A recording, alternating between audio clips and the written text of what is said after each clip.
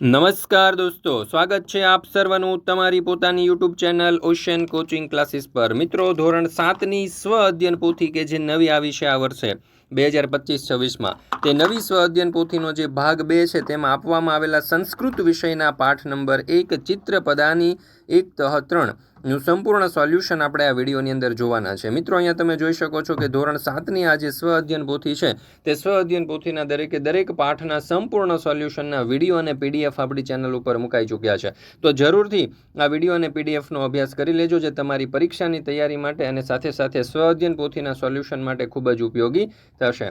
મિત્રો, હવે તમે પીડીએફ વોટ્સઅપ પર પણ મેળવી શકો છો। વોટ્સઅપ પર પીડીએફ મેળવવા માટે નીચે તમને નંબર આપેલો છે, નંબર ઉપર તમે કોન્ટેક્ટ કરી શકો છો અને સાથે સાથે આપણા વોટ્સઅપ ગ્રુપમાં પણ જોડાઈ જજો, જેથી કરીને સ્વ અધ્યયન પોથીના સોલ્યુશનના આવનારા જે વિડીયો છે તેની લિંક તમને મળતી રહે। ચાલો દોસ્તો, તો શરૂ કરીએ આપણે ધોરણ 7 વિષય સંસ્કૃત સ્વ અધ્યયન પોથી ચિત્રપદાની। એમાં પ્રશ્ન નંબર 1, શિક્ષક કે વાલી બોલે તે મુજબ 5 શબ્દોનું શ્રુત લેખન કરો। તો જો આસંદ, સમીકર, મયુરઃ, શશકઃ અને શૃંગાલઃ જેવા શબ્દો આપણે લખેલા છે।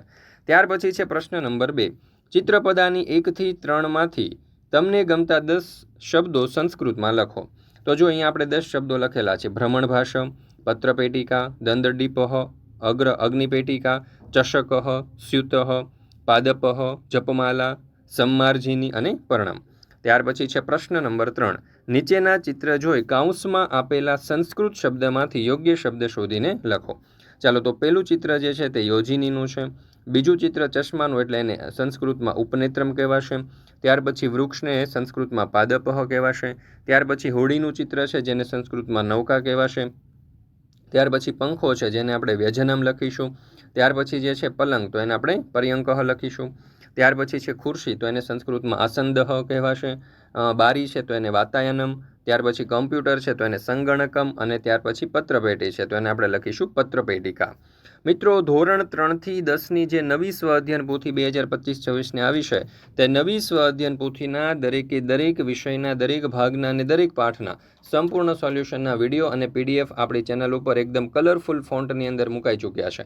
તો જરૂરથી આ પીડીએફ અને વિડીયોનો અભ્યાસ કરી લેજો। હવે વોટ્સઅપ પર પણ જો તમારે પીડીએફ જોઈતી હોય સ્વ અધ્યયન પોથીના સોલ્યુશનની, તો વોટ્સઅપ પર પણ તમે પીડીએફ મેળવી શકો છો। નંબર છે 7046222254। આ નંબર ઉપર કોન્ટેક્ટ કરી સંપર્ક કરી અને આ નવી સ્વ અધ્યયન પોથી જે છે તેના સોલ્યુશનની પીડીએફ તમે વોટ્સઅપ પર પણ મેળવી શકો છો। મિત્રો, આ સાથે સાથે આપણી એપ્લિકેશનનું નામ છે ઓશિયન કોચિંગ ક્લાસીસ। આ એપ્લિકેશન ડાઉનલોડ કરીને અહીંયાથી પણ તમે આ સોલ્યુશનની પીડીએફ મેળવી શકો છો। તો જરૂરથી આ પીડીએફ મેળવી લેજો, તમારી પરીક્ષાની તૈયારી માટે પણ તમને ખૂબ જ ઉપયોગી થશે। ચાલો, ત્યાર પછી છે પ્રશ્ન નંબર 4, કાઉન્સમાં આપેલા શબ્દનું યોગ્ય રીતે વર્ગીકરણ કરો। ચાલો, તો એમાં પહેલાં સર્વપ્રથમ આપણે જોઈએ શાળા સંબંધી વસ્તુઓ, તો એમાં આવશે સંગણકમ, યોજિની, રંધ્રિકા, સ્યુતઃ અને પત્રભાર। ઘર સંબંધિત વસ્તુઓ તો એમાં આવશે સમીકરઃ, પર્યંકઃ, સૂચિકા અને આસંદઃ। શાળા અને ઘર બંને સંબંધિત વસ્તુઓ તો એમાં વ્યજનમ, દ્વારમ, ચષકઃ, અર્ગલમ અને દંડદીપ। ત્યાર પછી છે પ્રશ્ન નંબર 5, નીચે આપેલ ચાવીના આધારે સંસ્કૃત શબ્દ શોધી અને ખાનાઓ પૂરો। પહેલું, આંખો પર પહેરવામાં આવે છે તો પહેલું આવશે ઉપનેત્રમ, બીજું હાથમાં ફેરવીને જપ કરવામાં આવે છે તો બીજામાં લખીશું જપમાલા, ત્રીજું વજન માપવામાં આવે છે તો ત્રીજામાં લખીશું તુલા, ચોથું છે ટપાલ નાખવામાં આવે છે તો પત્રપેટિકા અને પાંચમું છે ઝાડ ઉપર ઉગે છે તો એ આપણે લખીશું પર્ણમ। ત્યાર પછી છે પ્રશ્ન નંબર 6, નીચે આપેલા ચિત્રને આધારે શબ્દ ઓળખી તેના ફરતે ગોળ કરો।